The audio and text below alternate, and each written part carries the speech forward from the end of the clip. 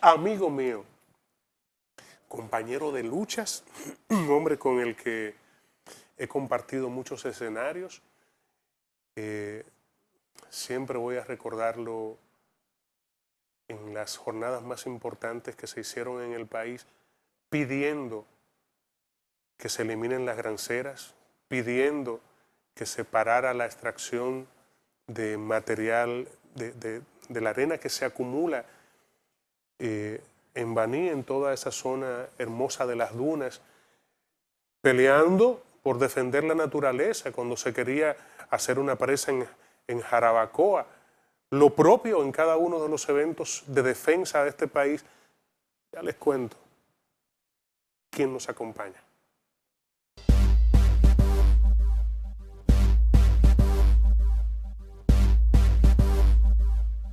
Luis Carvajal, economista, un hombre que ama esta tierra y que ama la naturaleza, nos acompaña. Luis, bienvenido. Gracias por esa presentación. Yo estaba pensando quién estaba aquí además de yo. Mientras te oía, digo yo, bueno, pero con una presentación como esa vendré. Ahora, ¿puedo hacer una pregunta? Hasta de economía me graduaron. Yo soy biólogo. No, pero ¿puedo hacer una pregunta? Es tu programa. ¿Es mentira que has estado en cada una de las luchas que he hablado? No, es cierto que hemos estado durante... No, pues si es mentira, entonces yo me paro y me voy. No. Ahora, si es verdad, no he dicho ninguna cosa que sea mentira. No, es verdad. Lo que pasa es que la lucha ambiental es un asunto de cada día y de cada ciudadano, y siempre hemos estado junto a miles de dominicanos que han hecho suya esta causa. Creo que el principal aporte del movimiento ambiental ha sido dejar de ser un movimiento de unos pocos, incluso de unos pocos iluminados, para que surja una luz desde toda la sociedad que de alguna manera hoy todo el mundo recoge. Esa luz Tengo ahora un grupo se de ve, gente de enemigos. Sí. esa luz ahora se ve más brillante y más poderosa desde los medios de comunicación. La apertura, la aparición de las redes sociales y de que todos los que antes no tenían voz ahora tienen voz, cómo ha influenciado en las últimas peleas y proyectos de protección medioambiental que han ustedes asumido. Mira, hay un caso emblemático. Es el caso de Saona. Un sábado en la madrugada yo recibo un mensaje de un familiar que me pregunta cuál es mi opinión sobre lo que se dijo en Saona. Yo no sabía qué era. Eran cerca de las 4 y algo de la madrugada. Yo entro a las redes y encuentro la declaración del jefe de las Fuerzas Armadas, con presencia del embajador norteamericano, con presencia, una gran parafernalia, anunciando una base militar. Y la reacción fue inmediata, la reacción fue de rechazo, por lo que implicaba de violación a las leyes ambientales, por el atentado a la soberanía. Escribí, mi primera reacción, incluso más que una reacción, fue casi una especie de poema. Inmediatamente me comuniqué con los compañeros del movimiento ambiental, y ya para las 6 de la mañana era lo que la gente llama una tendencia en Twitter. Esa tendencia en Twitter llevaba el anuncio que pusimos de rechazo en Facebook, llevaba cerca de 7.000 repeticiones antes de las 9 de la mañana, momento en el que yo estaba en Macorís, donde se hizo un gran evento. Ya para las 11 era un asunto que desbordó el asunto de las redes, y por primera vez yo sentí la fuerza enorme de las redes sociales. Eso ocurrió, era sábado. Al final de la tarde vino un primer desmentido del gobierno, aunque el desmentido decía, bueno, que era una base, pero no, la primera justificación volvía y ratificaba la necesidad de la defensa del área, de combatir el narcotráfico y una serie de argumentos. Pero al otro día hubo un desmentido, ya se decía que no era una base militar norteamericana, sino un cuartel de la Marina.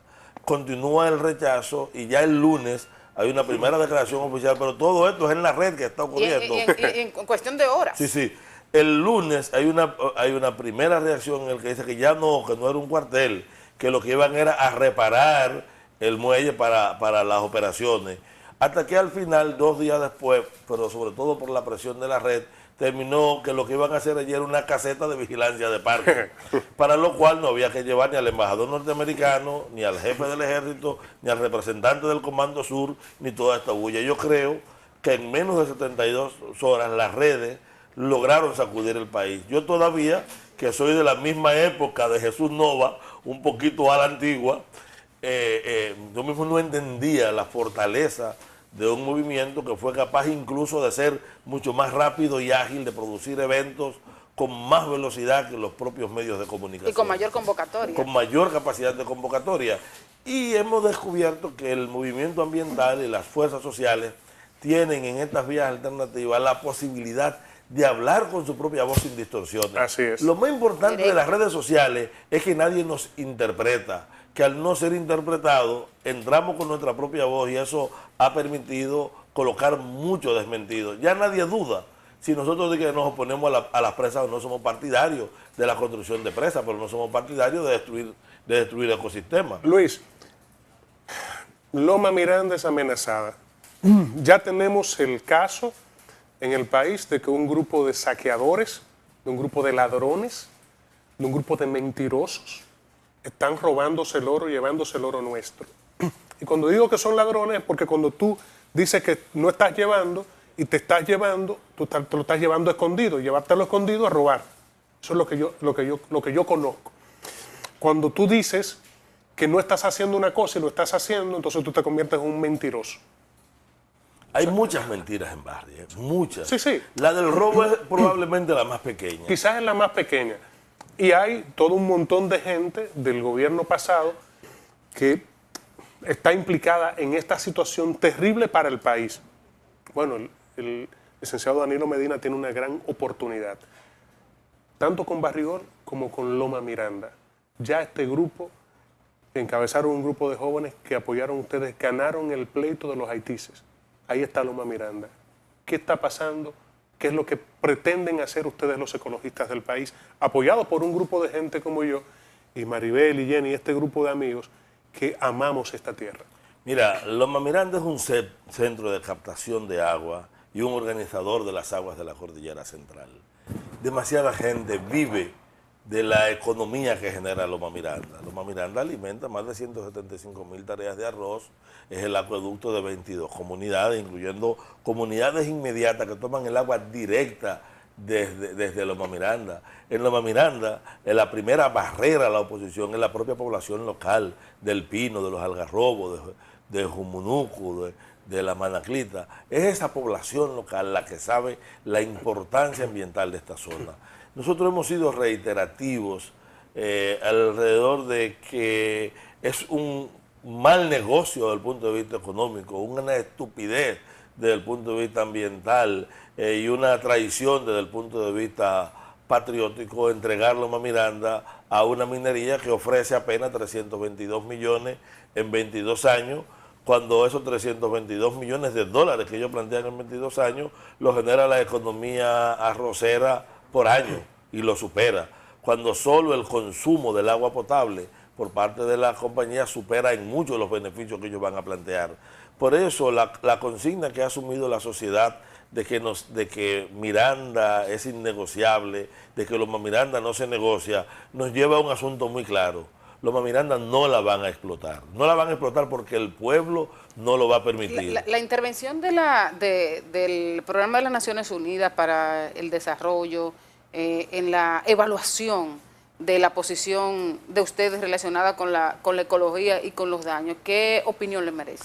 Mira, tú sabes que yo coordino la Comisión Ambiental de la UASC y hago parte de la Comisión Ambiental de la Academia de Ciencias.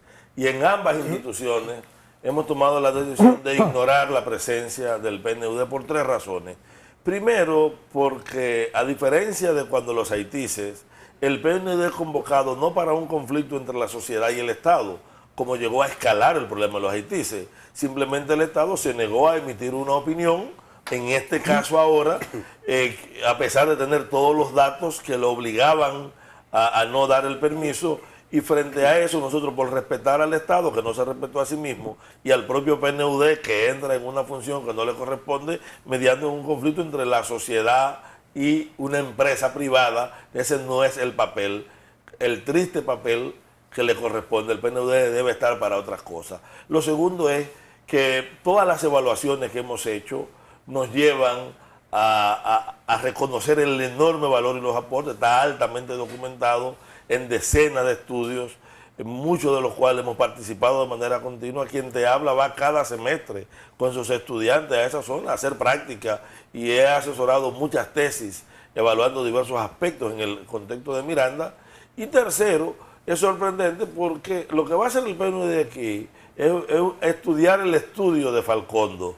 Estudiar el estudio. Sí, ellos no van a hacer un levantamiento. Es un mito pensar que aunque usted traiga el papá de todos los técnicos del mundo, con una visita y una reunión que haga en una zona... Costaría pues, mucho dinero eso también. Bueno, está costando 22 millones de pesos que está pagando el fisco dominicano y que muy bien pudo haber servido para reforzar la capacidad operativa de los técnicos dominicanos del propio ministerio, que tienen calidad, capacidad, que desaconsejaron esto. Y yo sí creo que ojalá que el PNUD esté dispuesto a colaborar en un acompañamiento a largo plazo al Estado en asuntos ambientales, pero no en la sustitución institucional. Nosotros lo que hemos rechazado es el hecho de que ellos lo sustituyan. Dos informaciones voy a dar aquí. Para el movimiento ambiental, Loma Miranda no se negocia y no tiene permiso social. Si por alguna razón el gobierno se equivoca, si el gobierno decide autorizarlo, nosotros vamos a ocupar la loma. Para mí, de manera inmediata, un permiso es convocarme a ir hacia allá. Tenemos miles de voluntarios para eso. Quiero anunciar públicamente que si el gobierno hace eso, ustedes van a estar haciendo el programa porque yo me voy para Loma Miranda. Estaremos en Loma Miranda. ¿Estaremos juntos otra vez, Luis? Sí. Ojalá y que no haya esa Eso necesidad. yo siempre he sentido que estoy contigo. Mira, cuando nosotros hablamos, nosotros nos vemos poco, yo a veces te veo en la televisión, pero sé que en estas luchas hay personas con las que siempre contamos. Contamos con mucha gente del pueblo, pero ¿qué está pasando? Que no hay un solo ciudadano del Pino, de los Algarrobos, no aparece uno solo en Jima que no esté dispuesto a actuar de manera inmediata. Por eso nosotros le decimos que el gobierno cometería un enorme error y no creo que esté en la capacidad política de manejar la crisis social. El presidente Medina no va a hacer eso. Que implicaría no lo va a esto. permitir. Nosotros tenemos la confianza en lo siguiente. El presidente pidió nuestra opinión institucional y a él se le envió. Y pidió tiempo. Y de alguna manera institucionalmente le estamos dando ese tiempo, aunque no creemos que la salida en lo que transcurre ese tiempo haya sido correcta de buscar al PNUD. Nosotros quiero aprovechar tu programa para pedirle al gobierno que invierta más recursos en el Ministerio de Medio Ambiente, que atienda mejor a los técnicos. Mira, los técnicos de medio ambiente mal pagados, desatendidos por sus jefes, muchas veces emiten un informe técnico y los jefes hacen algo totalmente distinto a lo que ellos aconsejan. Ese cuerpo técnico tan sacrificado merece un apoyo si se quiere que en este país se defienda la naturaleza. Hay un tercer caso, un segundo caso que ocupa la memoria de todo el mundo, está en los medios, está en la conciencia de cada cual, que es el caso de Barrigol. Y Bahía de las Águilas. Y bueno, sí son tres, por eso sí son tres. Sobre Barrigol el asunto es interesante. Mira, la Academia de Ciencias y la Universidad, desde antes que se votara en el Congreso, hemos estado denunciando lo que significa ese contrato. Un contrato que hace todos los cargos al Estado, que viola la ley monetaria, que viola la Constitución en 9 lugares, que viola la ley de medio ambiente, que viola el Código de Trabajo porque pide que además nace en un proceso irregular en el Congreso por la velocidad de los plazos, y a mí no me lo contaron, yo estuve en cada votación en el Congreso presente. No es verdad cuando los diputados y los senadores te dicen que no estaban advertidos. Nosotros le entregamos un documento que es el mismo que estamos utilizando todavía, señalando los perjuicios de ese contrato. El gobierno tiene 3 salidas, solamente 3 salidas, porque las que planteó el presidente en el Congreso no es viable porque el contrato la cierra. A mí me gusta, perdóname, la primera salida... Perdóname, que me gusta como tú dices las cosas, las ciertas de soslayo así, pero yo no puedo permitir que pasen desapercibidas o que pasen y no enfaticemos en eso. Tú acabas de decir que no era verdad que los diputados y senadores desconocían, que estaban advertidos de lo que podría significar eso. Sobre todo los diputados, mira. Sobre todo los diputados. Sí, ahora yo puedo decir que ellos son un grupo, además de todo, un grupo de mentirosos. Sí, son mentirosos. Yo te puedo llevar a la fecha.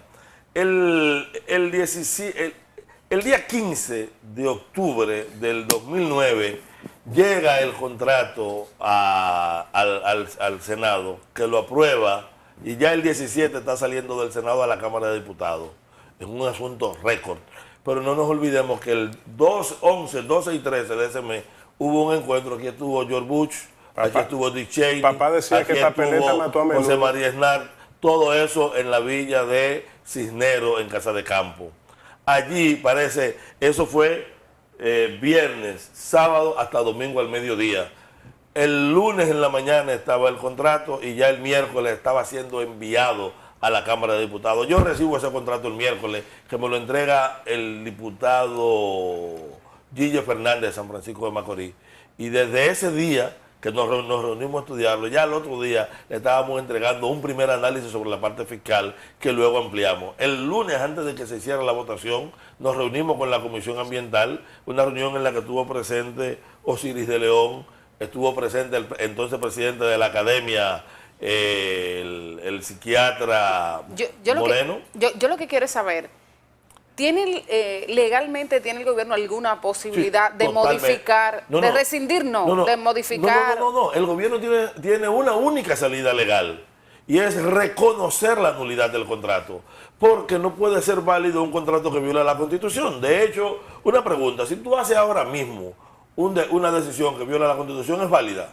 No, nada. Pues esto lo viola en 9 lugares y está claro. Si viola la Constitución, el gobierno lo que tiene que asumir la nulidad. Ese contrato tiene 23 aspectos que lo hacen nulo. Estoy preocupada. Cada uno con fuerza propia para hacerlo nulo. Me preocupa mucho cuando Jesús se pone de espalda. ¿Qué pasa, Jesús? Voy a hacer mi última pregunta, que es que me da vergüenza. Ajá. Me da vergüenza por el país.